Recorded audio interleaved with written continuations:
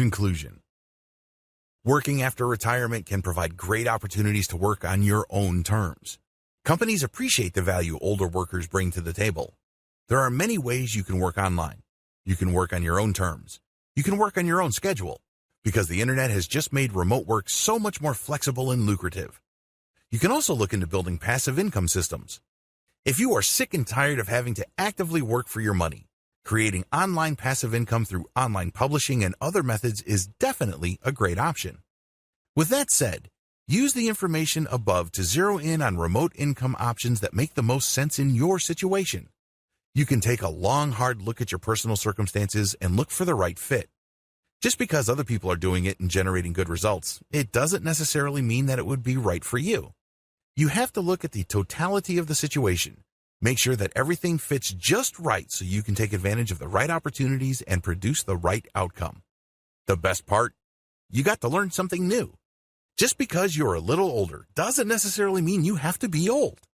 People become old when they shut their minds to new possibilities. People become old when they refuse to learn. People become old when they become stubborn and insist on hanging on to what they think they know. When you put yourself out there as an online worker, you basically get paid to learn. You basically get paid to push out of your mental and emotional comfort zone, and things become possible. You start looking at the world with a tremendous amount of possibility and a sense of adventure. Introduction. As more and more baby boomers retire, a lot of them are facing a key question. A lot of boomers have stashed away enough cash to comfortably support them throughout their golden years. Many have invested in 401k plans. Others have very robust IRA packages. Unfortunately, there's a huge chunk of senior citizens who have underfunded pensions.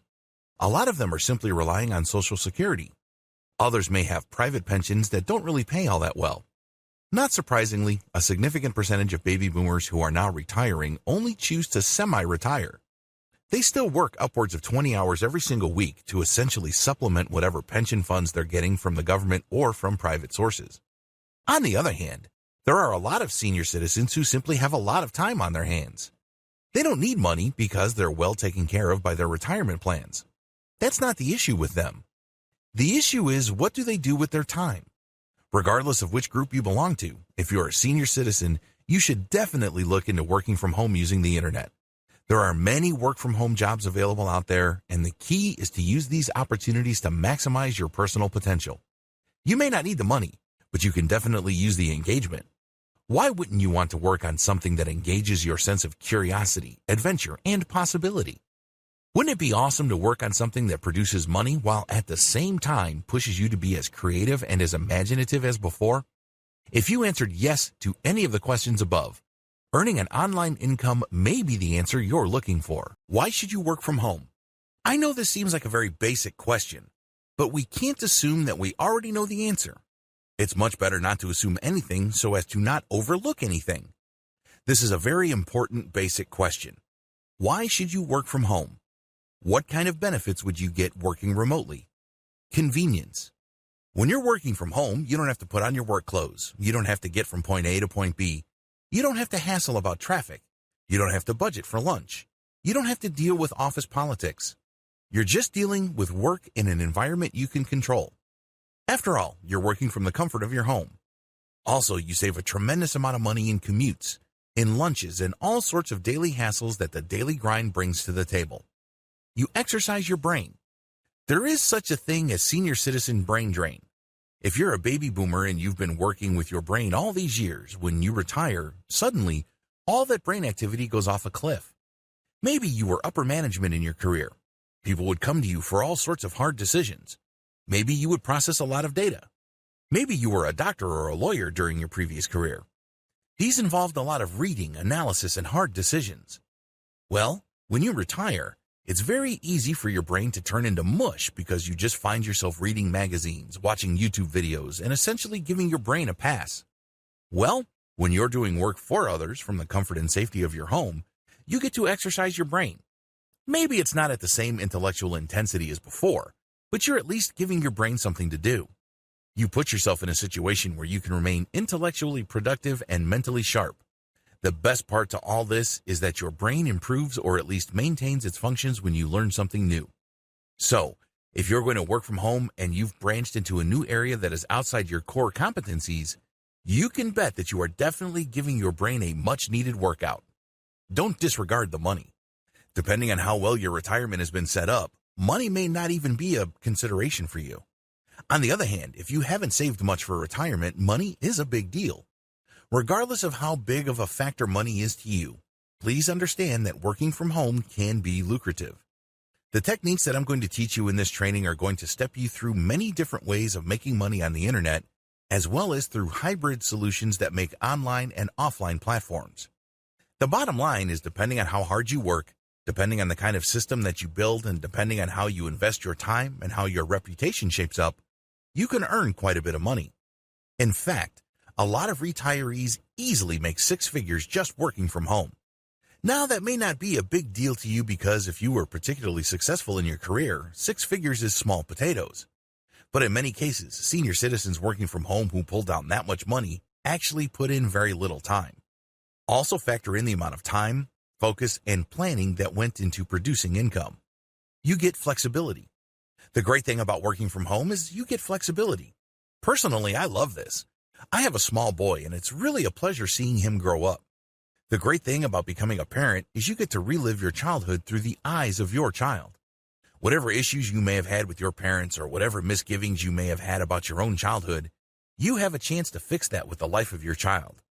It's no surprise that parents love to say that they give their kids the opportunities that they themselves did not have. This doesn't just involve money or the ability to buy certain things. This also involves emotional and intellectual nurturing, sustenance, and cultivation. Also, you get to enjoy a very nice work-life balance when you're working from home. Your work revolves around your schedule, not the other way around. This flexibility enables you to enjoy more of what life has to offer. Working from home gives you a sense of meaning. At the end of the day, what really makes life worth living is not the amount of money we have in the bank. It's not the amount of respect we get from others or the social status we manage to achieve. It goes beyond that. A life worth living really boils down to whether you think that there is a purpose to you living. What's the point of having a lot to live for when you have nothing to live from? It's all about purpose or a sense of meaning. When you work on your own terms, from home, you get that sense of purpose. You get rewarded for being curious. You get rewarded for breaking things up and putting them back together again and piecing the things together and connecting the dots. You ultimately get paid to learn, and it's really nothing short of beautiful when I see senior citizens that I coach professionally for online income generation regain that spark of meaning and purpose. Please understand that during your old career, it's very easy to define yourself based on your job or your title. But when you work from home, you define yourself based on the possibilities of the things you can do, and every time you produce something, you achieve a new level and you explore territory. That's a beautiful thing, because you're celebrating your growth as a human being on so many different levels. Keep the benefits above in mind if you're still on the fence about working from home.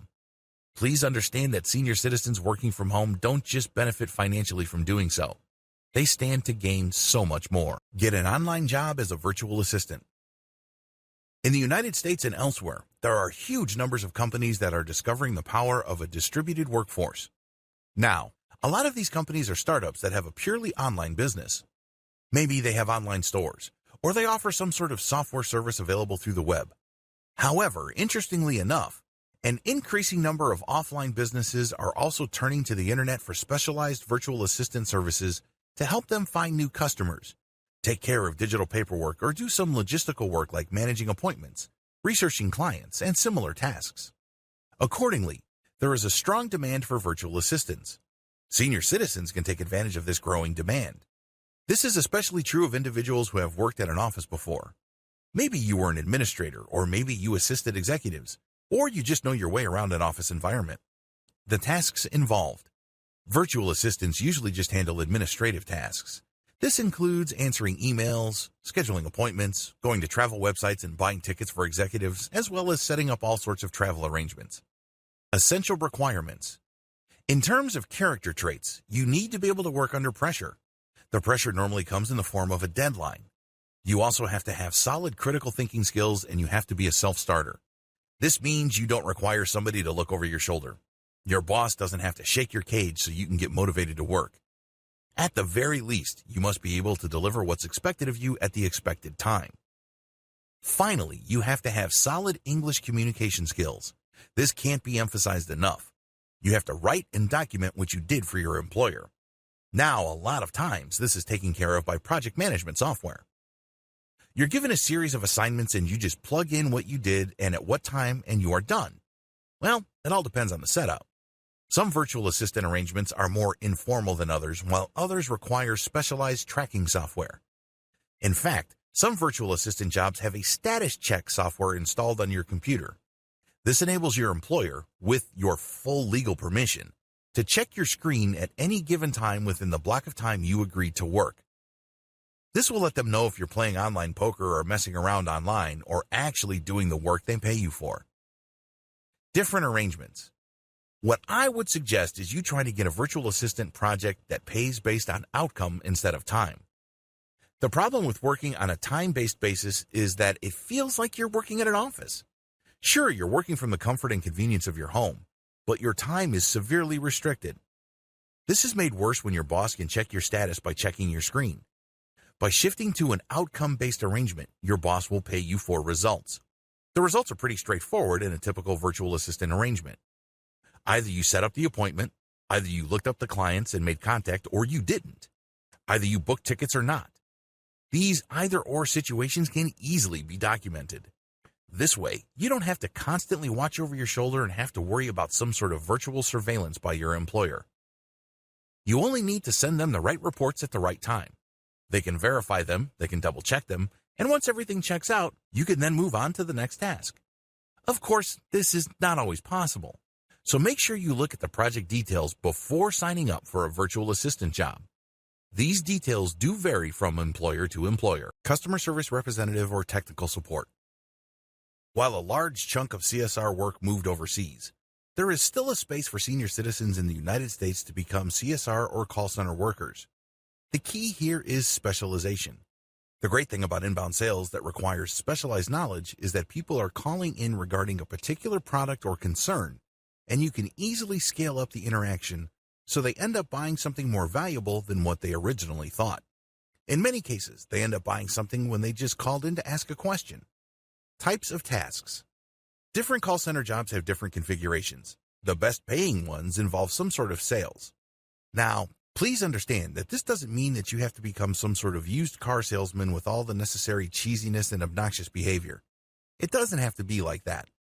In many cases, within an environment of simply responding to people's needs, you can upsell them to higher value products or service packages. Here are the most common skills required in a customer service environment: resolving issues, answering questions, analyzing the caller's concern and directing that person to the right resource, doing analysis and listening to the customer at the same time, documenting the interaction, listening to the customer and analyzing their actual needs, meeting quality standards, solving problems, knowing product issues, knowing marker concerns, basic phone skills. The key to making money as a specialized call center agent. If you are based in the United States and you're a senior citizen looking to make money as a call center agent, the key is to know your stuff backwards and forwards. When somebody calls and they realize that you really know your stuff and you can help them solve their problems, it's very easy to upsell them. Since you get paid based on commission, you can possibly earn lots of extra cash being a specialized upsell call center agent. How? People call in for customer support, you solve their issues, then try to sell on a related service package. General freelancer. This is a general heading for senior citizens looking to do work on the internet. There are many different types of freelance jobs you can take, but there are general similarities. When you work as a freelancer, you work based solely on your own time. What kind of jobs can you do on a freelance basis? Generally speaking, the most common freelance work available online involves writing. Please understand that there are many different types of materials people hire writers for. Here's a short list of freelance writer work currently available: academic writing, screenplay, grant proposals, technical specifications, technical manual writing, legal contracts, demand letter or formal legal pleadings, online content, books, novels, personal biographies or memoirs, online guides, business plans, business proposals, service proposals. The list above is just a short list. Let's put it this way. As long as something needs to be written in English, it can be outsourced to you. Requirements. There are no formal education requirements to be an online writer. In fact, I know people who only have a high school diploma and some barely have that diploma who are pulling in 5 figures. The great thing about online writing is it all boils down to the quality of your output. That's all the customer cares about. Other variations. There are many other variations of freelance writing work. You don't necessarily have to write the materials yourself. You can be any of the following: editor, transcriber, proofreader, transcriptionist, ad writer, copywriter, copy reader, project brief writer. As you can tell from the other subsidiary projects above, the writing portion is just a small fraction of the overall project. There are so many variations to writing work, and believe me, the internet will never run out of demand for writers. How come? It all boils down to basic English communication. Companies know that they need to present their ideas in a professional way. They know that they need to be understood effectively and efficiently. This, of course, requires people to communicate effectively. Requirements. You should also invest in Whitesmoke or Grammarly. These are online grammar checkers that will help you clean up your output. I don't care how polished of a writer you think you are. Everybody's got rough edges. Become a blogger. Everybody's got opinions. Everybody's got ideas. The good news is there is a universal market consisting of potentially billions of people. The internet is really a large audience. You may think that you have all these wild and wacky opinions that nobody really takes seriously. That may be true, but it may be the other way. It may well turn out that your opinions, as weird and as awkward you may think they are, might actually appeal to a large number of people. When you publish these materials, you may be in for a pleasant surprise. There may be a lot of people reading your stuff, sharing your stuff on social media, and essentially developing a community around your content. If all this sounds far-fetched to you, don't be so skeptical. This happens all the time. In fact, a lot of online publishers started out this way. They would just share their opinions, or they would share research that they've compiled and put into their own words in their own personal blog. They thought that nothing was going to come of their blog, which was purely a hobby. Well, thanks to social media as well as search engines, these people are making full-time income from their blogs. In fact, a lot of these publishers end up selling their properties for quite a bit of money.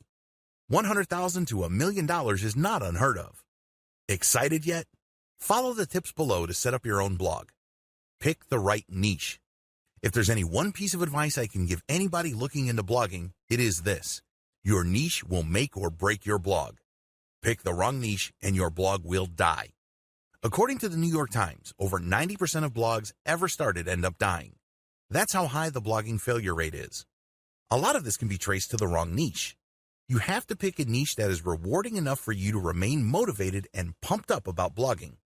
If you are blogging for 1 month and you're just cracking out content like there's no tomorrow, if you don't make any money and there's no engagement or any kind of objective indication of success, sooner or later you're going to run out of steam. After all, you can only run on passion for so long. To create a self-sustaining business where you can get the motivation you need to just produce high-quality content and produce these materials over an extended period of time so as to maximize their income potential, you have to pick the right niche. The right niche can be boiled down into the formula below. The right niche equals the topic you're passionate about plus high enough search volume levels. You can get this through Google Keyword Planner tool. Plus high enough commercial value. You can get this with the Google Keyword Planner tool. And manageable levels of competition. You can find this through a simple Google search for your target keywords. Just wrap your mind around the formula above and you will be able to blog successfully. Starting a blog. Starting a blog is actually the easy part. The hard part is picking the right niche. I'm providing you the steps below under the assumption that you already know how to pick the right niche or you have already chosen one. Step 1. Get a hosting domain name and install WordPress. I suggest that you get hosting that allows for a one-click WordPress installation. A lot of people say that you should use free tools like Blogger.com, WordPress.com, or Medium.com. Don't listen to those people. Remember, your blog can make money, but the real payday is when you sell your blog. As I mentioned above, many bloggers sell their blog business for hundreds of thousands of dollars or even north of $1 million. That's how lucrative blogging can be. If you don't believe me, look up the sales of big credit card or personal finance blogs. Those deals can be mind-blowing. Since selling your blog is a future possibility, it doesn't make any sense for you to use a platform like Medium.com or Blogger.com. You don't own the platform, and ultimately you don't own that property. Host your own blogs using your own hosting subscription on your own domain name and run your blog through WordPress. Step number 2, pick the right name. Pick a blog name that really encapsulates the value your blog brings to the table. Step number 3, customize your blog. Make sure that your blog reflects your brand. Step number 4, create winning content. By winning content, I'm talking about content that is recommended by tools like BuzzSumo. When you use these tools, they find the most popular pieces of content in your niche. You end up creating content that people are already interested in. This increases the chance of your blog becoming successful. Step number 5, promote your website. Go on social media and share your blog posts. Share on question and answer platforms like Quora.com. Get on Reddit and discuss your website and share your resources. Make it a point to devote several hours every month to this until you get a steady flow of traffic. Eventually, you can stop promoting because your blog would have gathered enough attraction so that its own readers would be sharing your blog content. Step number 6, monetize. This shouldn't be number 1 on your agenda, but it should still be part of the picture. Once you get enough traffic, look to turning that traffic into money. You can put ads that pay you pay per click, or you can sell your own products, or you can put ads that pay for every single email captured. Whatever the case may be, you eventually start making money, but you should focus first on making your blog popular. Translator. Senior citizens who know a second language or who are good in multiple languages can easily hire themselves out as online translators. There are lots of online translator programs available to senior citizens. Given the random nature of human languages, a simple mechanical one-to-one translation service like Google Translate is simply not going to cut it. There will be a lot of nuances left out. In fact, in many cases, a simply mechanical translation leaves out context, and this might produce the wrong effect. As you probably already know, context is everything. How to make even more money with translation. If you, for example, were a doctor or a nurse, you can translate medical documents, and these can pay more. Similarly, if you were a lawyer before in your old career, you can translate legal documents, and this can fetch quite a bit of money. Business consulting.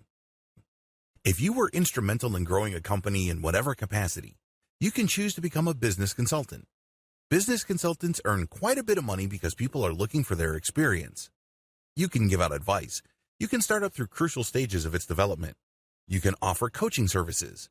There are so many ways you can offer your business consultant services. It all boils down to how much knowledge you have.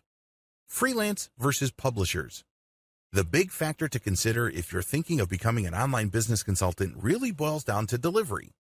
Usually when people think of consulting, they think of somebody who physically shows up, talks to certain people, and then comes up with some sort of report. The company is supposed to read through this report and change their business practices based on the recommendations. Online business consulting is slightly different. Basically, you send out questionnaires and you then come up with a final report which you email to your client. But that's just one way of doing things. That is the one-to-one type of consulting. Basically, you deal with a specific business based on its merits, and then you send out the specific consultation report. There's another way you can make money as a business consultant. You can basically have people fill out the same questionnaire, but depending on their answers, you can send out canned or pre-written recommendations. The great thing about this is you work once, but you make money many times over. How come? You wrote the recommendations once. The only work that you're doing is to read the questionnaire and see which type of report to send to which client. The drawbacks of one-to-one consultation. It's very easy to think that the best way to become a business consultant is for people to get in touch with you via Skype and you just talk to them. The better approach would be to just come up with a canned or pre-recorded or pre-written product that governs many different common issues. You then send it out, and then the customer can customize their implementation of your advice. You can then set up a one-to-one consultation for something more specific. This enables you to make more money, and it also helps you qualify your customer base. Bookkeeper or tax accountant. If you have a specialized knowledge regarding accounting, or you were a CPA or a bookkeeper before, you can work from home offering this type of service. Basically, people need bookkeepers, and unfortunately, nearby bookkeepers cost a lot of money. Also, this type of service can easily be done online. You just send out digital packages. As long as you have the skills to do this, you can provide it through the internet. Two models. There are two service provision models for people looking to become online bookkeepers or tax accountants. Use an agency or provide it directly yourself. Going through an agency. The great thing about becoming part of an online bookkeeping or accounting agency is that you don't have to worry about where your next project's going to come from. They do promotions and they basically will market themselves, so they get a steady stream of clients for you. The downside to working with an agency is that a significant chunk of your income will go to the agency. Going your own way. The great thing about offering your own tax accounting and bookkeeping service directly to the general public is the fact that you don't have to split your fee with anybody. The downside to this is that you have to know online marketing well for you to earn using this technique. Otherwise, it's going to be tough for you to earn money as a tax accountant or bookkeeper. You have to have the right marketing skills to make this happen. See the marketing section later in this training. Online tutor or teacher. There are many disciplines requiring tutorial assistance. Generally speaking, these boil down to science, math, and English. If you are good with written English or spoken English, you can become an online tutor. Two types of tutoring platforms. If you're looking to tutor people through the internet, please understand that there's really only two platforms for this. You have to choose wisely, otherwise you might not make much money as an online tutor. Type number one, go through an online agency. The great thing about signing up for an online tutoring agency is that they will find clients for you. You don't have to worry about finding a student. Your main worry is to get accepted into an online tutoring platform. Type number two, go your own way. The alternative to using an agency is to go your own way. In other words, you put up your own website and you market your online teaching and tutoring services directly. The great thing about this approach is you get to charge more money. Remember, when you're using any kind of agency, you are splitting the fee with the agency. Unfortunately, in an agency environment, they set the fee. If the fee is very low so as to make their services more affordable, guess who takes the hit? That's right, you do. So when you market directly to your potential students, you earn more money and you keep more money. Another advantage is you don't have to worry about personality and temperament issues because ultimately, you either convince the student to hire you or you don't. You don't have to go through some sort of bureaucracy or attitude test. The downside to going your own way is that you have to know how to market online. You may have to spend a lot of money on Facebook ads and Google search ads to get customers. If you don't know what you're doing with online marketing, you might end up paying too much money only to have very little to show for it. Become an online seller. Online commerce is here and is here to stay. It's getting larger and larger. Wouldn't you want to get a nice piece of that pie? The problem with online selling. The problem with most online sellers is that they think they have to do all sorts of things to sell online. This means they have to hang on to inventory, prepay for it, store it in a warehouse, physically handle the stock, deal with returns, refunds, and all sorts of customer support headaches. On top of all this, they face a tremendous amount of competition regardless of their niche. It is no surprise that initial adopters of online stores or early online store builders tended to fail. Fast forward to today. Now, more online sellers are making money reliably, predictably, and profitably. What changed? 2 words: dropshipping. Dropshipping explained. Dropshipping is a fulfillment method. Basically, you put up a website to attract traffic and buyers from the internet. They can find you through search engines or social media. When they find your store, they can see your products. If they like a product, they can click a button to order it. When that happens, it triggers software that orders from your supplier. Normally, this is a Chinese supplier from places like AliExpress. The customer doesn't see any of this. Instead, they make a payment at your website and start to wait for the product they ordered. Your website, on the other hand, automatically places their order to your supplier in China. The Chinese supplier then ships the order directly to your customer. It doesn't even pass through your hands. How nifty is that? You don't have to worry about warehousing, inventory handling, or most other fulfillment headaches. If there are any problems, exchanges and refunds are very easy. How come? Normally, the difference between the price drop shippers charge to customers in the United States and Canada is so big that they can absorb quite a bit of losses. How to get started as an online seller. There are 2 ways you can set up an online store. You can use a dedicated store using WordPress and WooCommerce. You can use a plugin to import products from your supplier at AliExpress. Personally, I would use a simpler option. I would use Shopify. Shopify is awesome because all the hosting is taken care of. You don't have to host your own online store. You can bet that its hosting infrastructure is safe and powerful. You don't have to worry about your website going offline. Also, Shopify supports all sorts of plugins, the most important being Oberlo. Oberlo works closely with AliExpress. So, when you do a search on Oberlo, you can find all sorts of products on AliExpress. Just select them with your browser and Oberlo will automatically populate your Shopify store with these products. Also, Oberlo will automate the ordering system. This is what sealed the deal for me. When somebody goes to my store and buys a product, the payment is processed through Shopify and my PayPal account is credited. At the same time, Oberlo will take the order details of that transaction and send it automatically to my source at AliExpress. My PayPal is then automatically charged, and I keep the difference. Virtual juror. In high-stakes litigation, lawyers really are not in a position to leave anything to chance. They'd rather present their cases to people that match the profile of the jury pool in their jurisdiction. You have to fill out an online survey to see your personal profile. And if you get picked for that online jury pool, you get paid as an online juror. You basically just listen to the arguments of the lawyers, you look at the evidence presented, and then you render your opinion. In many cases, you are asked to explain why you decided the way you decided. This is then recorded by the online juror company and presented as a report to the litigators involved. The law firms will then look at the profile of different types of jurors so they can use them as a way to guide them in picking out the proper jury composition in their lawsuit.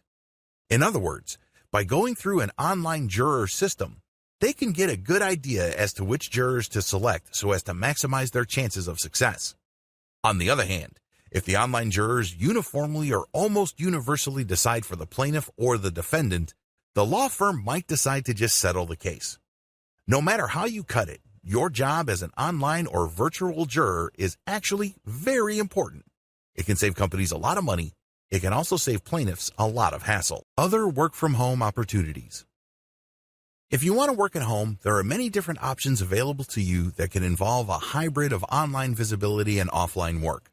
What follows is just a general sampling of this type of hybrid opportunity. Keep in mind that these opportunities require real work. You have to physically be somewhere. You're basically back to active income in the sense that you are trading in your time for money. The only online dimension to this is that people will find out about your service through the internet. Catering, baking, and cooking. If you have a Facebook account, you can use Facebook to offer catering services. Facebook is geared towards local businesses. So when people look for local catering and baking or cooking services, they can find your business. You can sell prepackaged meals that you prepared in advance, or you can rent yourself out as an on-site chef or cook. If you're going to go into this kind of business, make sure you look for competitive pricing. Childcare. You can offer childcare services out of your home. However, make sure you comply with local licensing rules. There are also potential insurance bond issues that you need to comply with. Care for pets. You can also set up your home as some sort of doggy hotel. There is a tremendous amount of demand for this type of service. You can also walk people's dogs for them or otherwise take care of their pets as a pet sitter. You can advertise these services on places like Craigslist. Depending on your jurisdiction, you might have to get a permit and insurance. You also might have to get certain modifications to your premises built. Handicrafts, painting, and music. If you are in any way creative, you can just create music or graphic arts packages and sell these online. There are lots of people looking for royalty-free music. You can either join a website that acts as a clearinghouse for this type of material, or you can sell it through your own site. Mechanic services. If you love cars, you can advertise on Craigslist to be a drop-in mechanic. Now, please understand that people would pay good money for this because you are actually visiting them and doing repair work on their car. The same possible legal issues of pet sitting apply here as well. Gardening services. You can offer informal gardening services through the internet. There are a lot of people who need certain plants trimmed or their lawns mowed. This can be lucrative, but your service page has to be very visible online. Where to get online jobs? Assuming that you want to become a virtual assistant, or you want to work as an online tutor or perform any kind of work that can be done online for clients, you really only have 3 major sources of these types of jobs. Please understand that these are categorical sources, meaning there are many different variations to these, but ultimately this is how they operate. Your 3 choices are going your own way, micro-sourcing platforms, or job matching platforms. Method number 1, going your own way. When you go your own way, you're basically selling your services through your website. Maybe your website is just a page on blogger.com or medium.com. It's still an online service page. Obviously, you should adopt the most professional-looking online presence. Invest in a domain name, get it hosted somewhere, and make sure that your website looks professional. The more professional your site, the higher the chance people will hire you. Pretty straightforward. How to get people to visit your site. When you do go your own way, you're basically taking out online ads or promoting your website or doing some sort of outreach to get people to do business with you. The bottom line is to get people to see your website so they can see what it is you offer. You can charge much higher rates than if you were to advertise your service on a platform. There's no comparison. The only person you're being compared to is yourself. Watch the video on online marketing to get a basic understanding of traffic building techniques you can use. Another downside to going your own way is that you have to learn how to sell online. Please understand that there's a big difference between learning how to drive traffic and learning how to sell. A lot of people confuse these two things, and that's why they spend a lot of money on paid ads with very little to show for it. You also have to set up a web presence that can convert traffic into sales. This is not as easy as you think because it takes quite a bit of time and attention to detail, but it can be done. Method number 2, micro-sourcing platforms. Micro-sourcing platforms are places like Fiverr where service providers set up an account under which they can then create many different ads. Each ad relates to a specific task they perform for other people. For example, if you're a graphic designer who can produce banners, headers, Photoshop-edited photos, and other graphics tasks, when you join a micro-sourcing platform, you agree to price your service according to their price restrictions. On Fiverr, service providers used to be restricted to only $5. Not anymore. But you can only offer one specific task per ad. These are very task-specific. Potential buyers would then go through Fiverr, and they would do searches for tasks related to the ones you're offering. The big advantage of micro-sourcing platforms like Mechanical Turk, Fiverr, or Micro Workers is that they're job-specific. There's no guesswork as to the kind of task you are expected to perform. The downside to micro-sourcing platforms is that the competition is so intense that it's normally a race to the bottom. These task platforms or micro-sourcing websites are very price-sensitive, so make sure that you only offer services that you can earn good money from. This means you should offer specialized services. Method number 3, job matching platform. A job matching platform flips the script of micro-sourcing. With micro-sourcing sites, clients basically have to select among ads posted by the service providers. With job matching platforms, it's the other way around. The clients will post the details for their project, and then the service providers would bid for that project. The big advantage of these platforms is that the client has a lot more control. The client can specify certain types of skills, they can dictate certain outcomes, and they can select among the pool of potential contractor bidders. The big disadvantage of job matching platforms is that service providers are forced to compete. A lot of people posting specialized jobs on job matching platforms expect to pay $1 for a Ferrari. The good news is that if you specialize and have a solid track record, you can still do well on this type of freelancing platform. Senior Citizen's Guide to Basic Digital Marketing. In this video, I'm going to walk you through the many different ways you can promote your passive income business. Whether you have a download site, some sort of service platform, an app you had programmed for you, a piece of software, a book or blog that makes you money, you need to know the basics of online marketing so you can drive traffic. It's really as simple as this question. No traffic means no money. Wrap your mind around that. If you want to generate passive income from the internet, you have to figure out how to drive that traffic.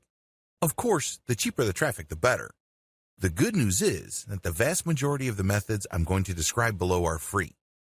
Don't get too excited. Nothing is really free. They may not cost you actual dollars, but they will cost you your time. So if you have a lot of time, you can take these steps and produce quite a bit of traffic. It goes without saying that if you are selling your services through your own website or through a Web 2.0 site like Blogger.com or Medium.com or WordPress.com, you can also use the same digital marketing methods described here. Preliminary step number 1, start a blog to promote your service. Create a blog on your own domain name if you can. If not, use Web 2.0 platforms like WordPress.com, Blogger.com, or Medium.com. When you create a professional-looking blog, this means you have to put graphics. Maybe you need to install a theme. Make it look good. Once you've done that, address basic questions regarding your service. Why would people want to use your service? What kind of problem do they have? For example, if you are a graphics designer, why would people need the help of a graphic designer? Well, normally, they would need banners. They would need graphical headers for their blogs. They may need specialized graphics for a blog post. Talk about those needs and why it's a good idea to use those types of items.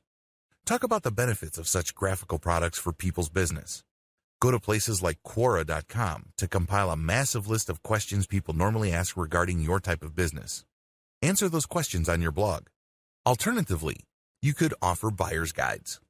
This is intended for people who already want to hire people like you. This content is intended to convince them to hire you instead of somebody else. In your guide, you will say that people should look for certain qualities or certain features, and then you upsell your service. The bottom line is you create online resources that address the end user's needs. When they read these materials, they will figure out key questions regarding their needs, and your brand becomes more credible to them. They are more likely to buy from you because you gave them critical information that could help them make a more informed decision. Preliminary step number 2, create a sales funnel. Once you have started a blog to promote your service, you need to create a sales funnel. This is crucial. A lot of people think that once they put any kind of content on the internet, that somehow, some way, that content will magically transform traffic into cold hard cash. I wish it were that easy. While I have no doubt that this sometimes happens, but for the most part, it doesn't. You have to understand that most people are busy. Most people have better things to do. So as much as possible, they would rather be pushed into or persuaded into some sort of sales conversion process. If your content doesn't do that, then you can kiss that potential sale goodbye. Instead, those eyeballs will eventually convert for somebody else who knows what they are doing. The key here is to understand that you're not blogging just for the sake of blogging. Your blog content must lead to sales. If you don't get this, then don't blog. It's that simple. Set up a simple sales funnel. A sales funnel is really just a flowchart of different types of content you put online. This material ends up filtering or qualifying your traffic so that eventually they buy from you. That's as simple as it gets. That's as simple as it needs to be. The most basic way to do this is to create info pages.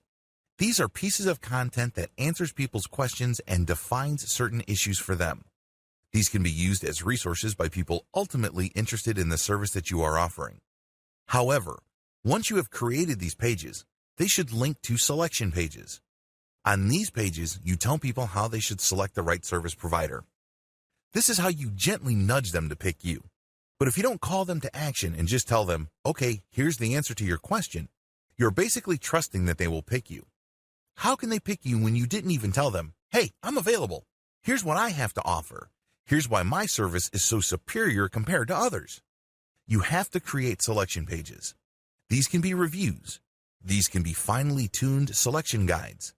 These can even be online forms that people plug details into, which ultimately selects a particular service that you offer. Whatever the case may be, you have to gently twist people's arms so they buy from you and not from somebody else.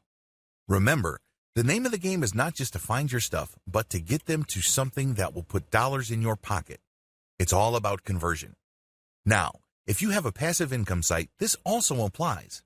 This is most applicable when it comes to service providers, but if you have an information site that makes money when people click on ads, selection pages call people to action. So, when these ads show up, people know what to expect and they are more likely to click. The bottom line is getting people to convert, convert, convert. Preliminary step number 3, get ready to promote your content on social media.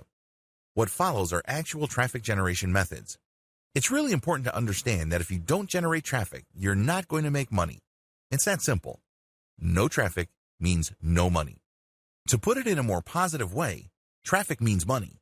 Regardless of how you look at it, you need to get traffic. It could be paid or it could be free. No matter what you choose, you have to get traffic, because without traffic, your pages are not going to turn into cash. That's the bottom line. Method number 1, promote your content on social media. There are tons of social media platforms out there, and I am of course talking about Pinterest, Facebook, which can be broken down into Facebook pages and Facebook groups, Twitter, Instagram, and YouTube. Go to all these social media platforms and look for areas that are directly related to the service that you are offering or the content you're offering. For example, if you have a blog on how to make money on the stock market, you can bet that there are tons of Facebook pages and groups that talk about stock investing. Get a massive list of this going. You may even hire a virtual assistant to do this. Once you've done that, create your social media accounts. Ideally, You should have a social media account on all the major platforms. Again, these are Twitter, Facebook, which is broken down into pages and groups, YouTube, Pinterest, and Instagram. The more platforms, the better. Create your social media accounts. These have to look professional. Maybe you have to invest in a cover graphic. If you don't know how to make one, you can easily buy them cheap at places like Fiverr. Once you've created your social media accounts, populate them, include your bio, and include a little background on your service or your content. Next, share your content on your accounts. If this is passive income content, this is pretty straightforward. Just drop the link. The same applies to your service website's blog. The key is to share your content on all your accounts. Once you've done a fair bit of sharing, the next step is to find all the subsections of these social media platforms where people already talk about your type of service, the need for your service, where people are normally interested in your type of service. Alternatively, these can be places where people talk about the topics that you cover on your blog, your resource websites, or online store. The key is to find these places and then become active on them. Here's the secret. Don't just share your own stuff. If you did that, you'll get banned for spamming, so don't even try. Instead, find high-quality third-party content and share these on your accounts first, and then from there, link to these subsections. If you do this right, you won't get banned because you are sharing high-quality information that you did not write. This is called content curation. As long as you are sharing the link and not whooping off the content and then sharing that, you should be fine. To turbocharge the results, you might want to use automation software to publish on your social media accounts. Software like Jarvee, Hootsuite. The name of the game is to run all this curated content through your accounts to draw a lot of attention from people in different social media platforms. Eventually, you mix in the content you share on your blog, and then if people click the link to that, they end up on your blog, and you can then convert that traffic. Method number 2, promote on Quora. Quora is a question and answer platform where people basically ask all sorts of questions about all sorts of topics under the sun. The website is organized in terms of questions. People would post a question and then other people would answer. Quora is a great way to get very targeted traffic. For example, you have a blog that makes money by offering content to people applying to MBA programs. You can find all sorts of MBA-related questions on Quora, answer them, and link directly to specific blog posts. As long as there's a tight fit between the question, your answer, and the resource link you supplied, you should be fine. However, if there's a big disconnect and it's obvious that you are just trying to get free traffic from Quora, not only will your answers get deleted so you don't get any traffic, but your account can also get banned. Method number 3, promote via guest posts on blogs. If you are a blogger, you know that blogging takes a lot of time and effort. This is why a lot of bloggers would actually save money by inviting other bloggers to contribute content. The contributing bloggers benefit by being able to get fresh eyeballs from the blogs that post their content on, as well as search engine optimization value for the links they include in their contributed content. This can produce a win-win situation. The blogger publishing guest posts wins by saving money on original content that's not published elsewhere.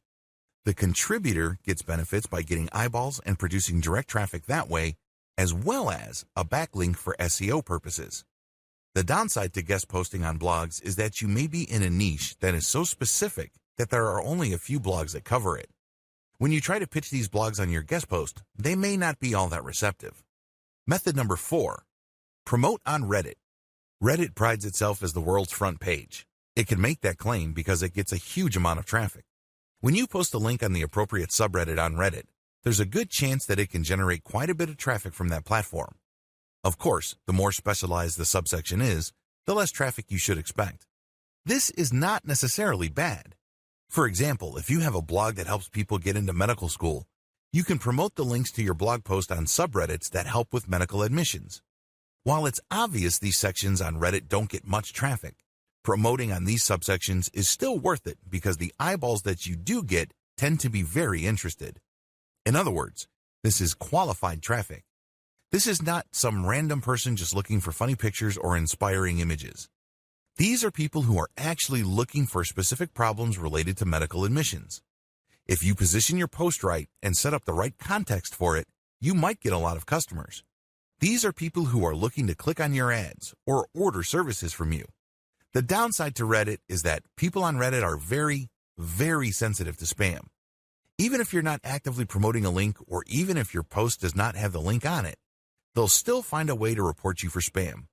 That's how sensitive they are. This is why it's really important to play the game smart.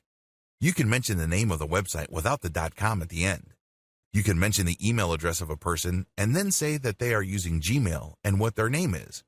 People will be able to put together and use that name and form an email address and send email. You just have to be creative on Reddit. Method number 5, promote on forums. You can drive free traffic from forums that are directly related to your target niche.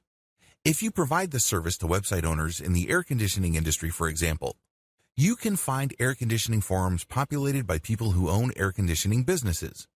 You can then post questions, and then other people would answer, and then you can mention the fact that there's this article out there, people can click the link, and they can go to the website and then upsell them there. The big advantage of forums is that they tend to be very specific. Also, the content you post on them tends to stay on the internet for a long time. In other words, the content functions as some sort of long-lasting resource. People would be able to find it for a long period of time.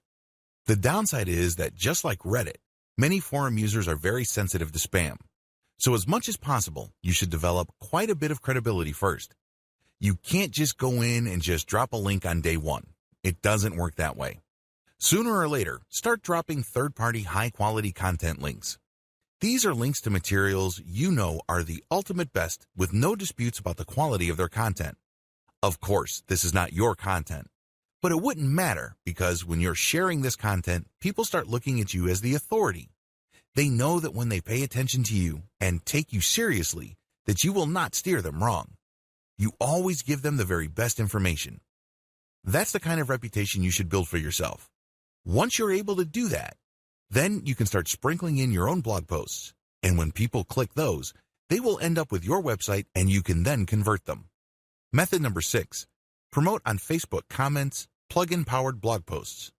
Facebook has a plugin that many websites use. You can search for blogs that use this plugin, but use your content's target keywords. For example, you have a blog post on how to buy stocks. This, of course, is for your passive income website. People read that content, then they click on an ad, and you may make money. Pretty straightforward. You can promote this using this technique by looking for keywords related to your blog post and then searching for blog posts that are powered by the Facebook comment plugin. This means that this blog posts written by other people are on blogs that have Facebook's comment plugin. You then enter your response to that blog post and then drop a link to your post. The big advantage of this method is that you get highly targeted traffic. Please understand that no matter how obscure your target content is, there's a high chance somebody has already written about it on some sort of blog. Find that content, and if that content has a comment section that's powered by Facebook, comment on it and then drop your link. The disadvantage here is that if you're obviously spamming, you will get penalized. People don't like promotions on their page. You're basically promoting at their expense. This is why you have to share valuable content. Method number 7, promote on Pinterest. Every blog post on your website can have an image attached to it. Find that image. Get it custom made on places like Fiverr. Once you have the royalty for the image, go to Pinterest and pin it using hashtags or categories directly related to your niche. The upside to this is it's pretty straightforward. It's very easy to do, and you can link from that photo to your blog post. The downside to this is you need to do this a lot and you have to produce the right content. Also, Pinterest is great for products and not so great for services or concepts. Method number 8, promote on blog comments. Basically, you search for these blog posts, the same way how you would be looking for blog posts that use the Facebook comment plugin mentioned in one of the methods above. The only difference is that these blog posts don't necessarily have to use the Facebook comment plugin. You still do the same things though. You have to talk about what the blog post is about, raise certain questions, and then raise the issue that has something to do with the link that you are promoting.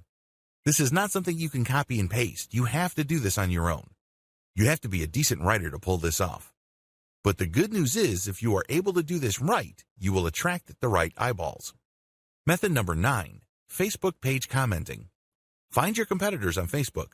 Whether you're a service provider or you are a blogger or a content website owner, find your competing pages on Facebook. Look for their pinned post. These are posts that appear on the front page. Comment on the number one comment on that page. Ideally, you should find content that has no comments first. Comment on that, and then use the same techniques for blog commenting that I've mentioned earlier, and then drop your link. Method number 10, Facebook group marketing. Join as many different Facebook groups related to your niche and use the same commenting strategies I've mentioned above. Paid options.